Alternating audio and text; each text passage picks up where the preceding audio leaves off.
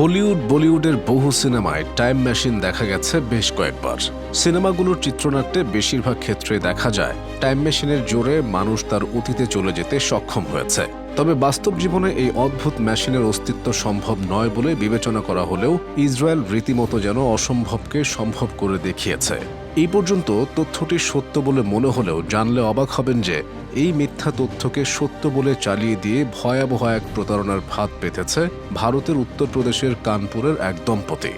ইসরায়েলের তৈরি time machine দিয়ে বয়স কমিয়ে দেওয়ার লোভ দেখিয়ে বেশ কয়েকজন বয়স্ক ব্যক্তির কাছ থেকে হাতিয়ে নিয়েছেন ৩৫ কোটি রুপি। রাজীব কুমার দুবে এবং তার স্ত্রী রাশমি দুবে মানবজাতির ইতিহাসের সবচেয়ে অবিশ্বাস্য এই কাণ্ড ঘটিয়েছেন। ভারতের উত্তরপ্রদেশ রাজ্যের কানপুরে একটি থেরাপি কেন্দ্রের মালিক ছিলেন এই দুবে দম্পতি, যেখানে তারা একটু বয়স্ক বা যৌবন ধরে রাখা যাদের প্রবল নেশা এমন মানুষদের বলতেন অত্যাধিক দূষিত বায়ুর কারণে দ্রুত বার্ধক্য চলে আসছে। ইসরায়েলের তৈরি টাইম মেশিনের সাহায্যে অক্সিজেন থেরাপি দিয়ে এই প্রক্রিয়াটিকে উল্টে দিতে পারবেন তারা। সাধারণ মানুষরা তাদের সরল মনে বিশ্বাসও করে।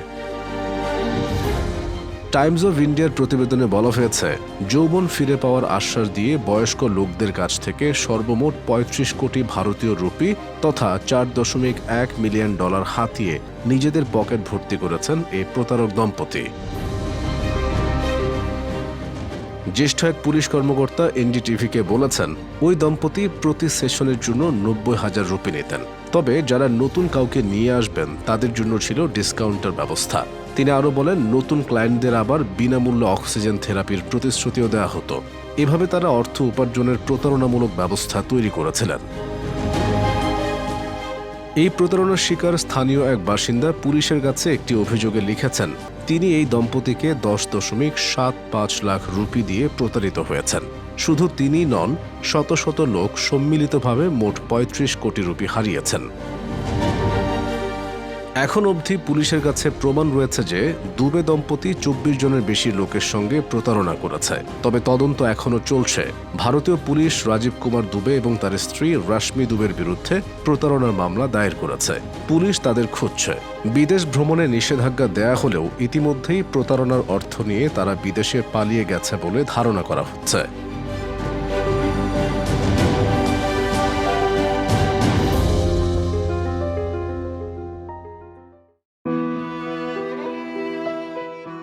পৃথিবীর বুকে অন্যতম শুষ্ক অঞ্চল হিসেবে পরিচিত সাহারা মরুভূমি তার চিরচেনা রূপ পরিবর্তন করতে শুরু করেছে। চলতি বছর বিশ্বের বিভিন্ন দেশে ভয়াবহ বন্যাসহ নানাবিধ প্রাকৃতিক দুর্যোগের তথ্য সামনে এসেছে। এবার জানা গেল, মরক্কোর দক্ষিণ পূর্ব অঞ্চলে ২ দিন ধরে ব্যাপক বৃষ্টির কারণে সাহারা মরুভূমির কিছু অংশে মারাত্মক বন্যা দেখা দিয়েছে। মরুভূমি এলাকায় এ ধরনের আকস্মিক বন্যার ঘটনা বিরল। মরক্কোর আবহাওয়া দপ্তরের কর্মকর্তা হুসেন ইয়াবেব জানিয়েছেন, গত ৩০ থেকে ৫০ বছরের মধ্যে এত কম সময়ে এত বেশি বৃষ্টি দেখা যায়নি। খবরটি প্রকাশ করেছে সংবাদ মাধ্যম দ্য গার্ডিয়ান।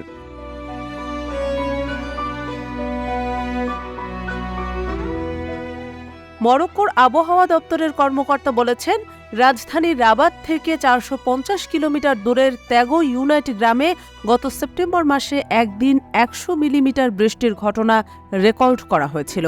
সেপ্টেম্বরে ২ দিনের সেই টানা বৃষ্টিপাত দক্ষিণ পূর্ব মরক্কোর বেশ কয়েকটি অঞ্চলের বার্ষিক গড় ছাড়িয়ে গেছে এবং কার্যত বন্যার সৃষ্টি করেছে।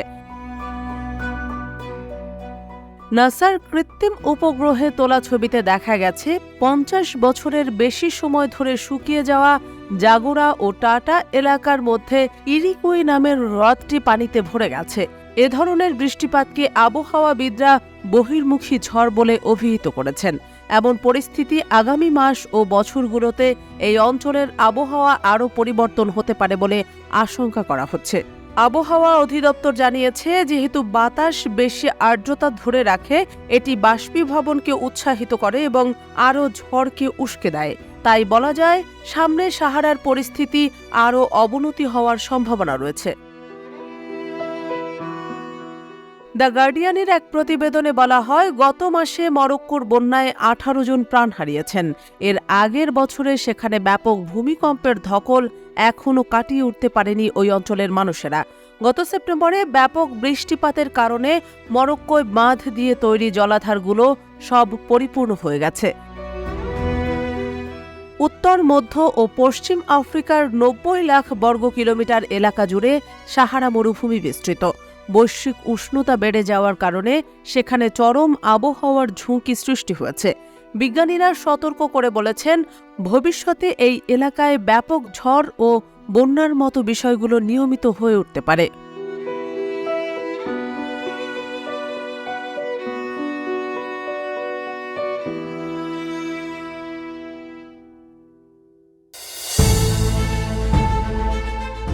ইরানের পররাষ্ট্রমন্ত্রী আব্বাস আরাঘচি ইসরায়েলকে হুঙ্কার দিয়ে জানান দিয়েছেন যে তেহরান যুদ্ধ পরিস্থিতির জন্য পুরোপুরি প্রস্তুত। ১৩ অক্টোবর রবিবার ইরাক সফরের সময় একথা বলেন তিনি। তবে এ সময় তিনি জোর দিয়ে বলেন, যুদ্ধের সক্ষমতা থাকা সত্ত্বেও ইরানের সরকার শান্তি চায়। মধ্যপ্রাচ্যের সংবাদ মাধ্যম গালফ নিউজ এই খবরটি প্রকাশ করেছে। তেহরান থেকে বার্তা সংস্থা এএফপি জানায়, ইরাক সফরে যাওয়ার সময় আরাঘচি বলেন, আমরা যুদ্ধ পরিস্থিতির জন্য পুরোপুরি প্রস্তুত। আমরা যুদ্ধে ভীত নই, কিন্তু আমরা যুদ্ধ চাই না, আমরা শান্তি চাই এবং আমরা গাজা ও লেবাননে একটি ন্যায়সঙ্গত শান্তির জন্য কাজ করব।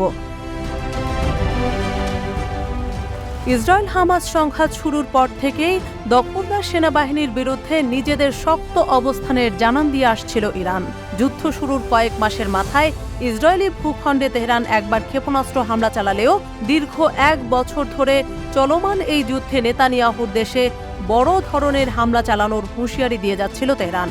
তবে গাজার পাশাপাশি লেবাননে দখলদার ইসরায়েলের আগ্রাসন সীমা অতিক্রম করায় গত ১ অক্টোবর ইসরায়েলের হৃৎপিণ্ড তেল আবিবে জোরদার ক্ষেপণাস্ত্র হামলা চালায় ইরান।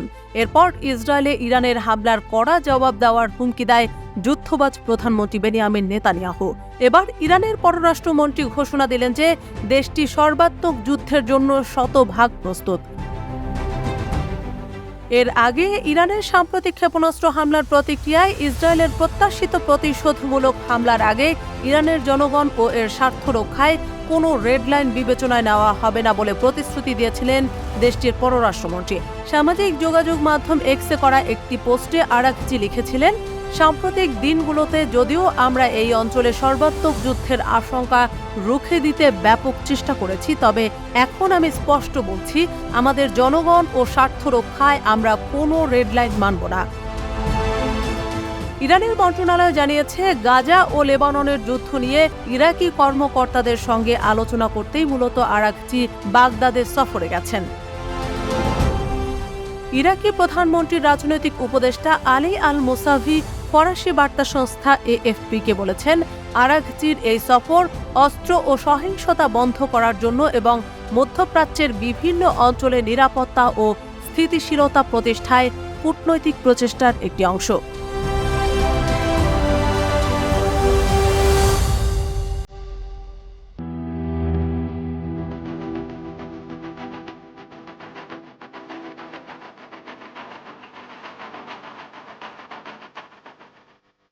অবশেষে সফল হল ইলন মাস্কের প্রতিষ্ঠান স্পেসএক্স।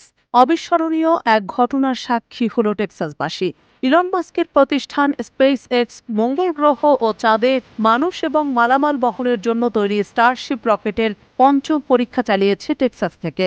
আর এবারই প্রথম প্রতিষ্ঠানটি সফলভাবে এই রকেটের সুপার হেভি বুস্টারকে উৎক্ষেপণ প্যাডে নিরাপদে অবতরণ করাতে পেরেছে। পঞ্চমবারের চেষ্টায় এই রকেট পরীক্ষা সফল হওয়ায় উচ্ছ্বসিত ইলন মাস্ক।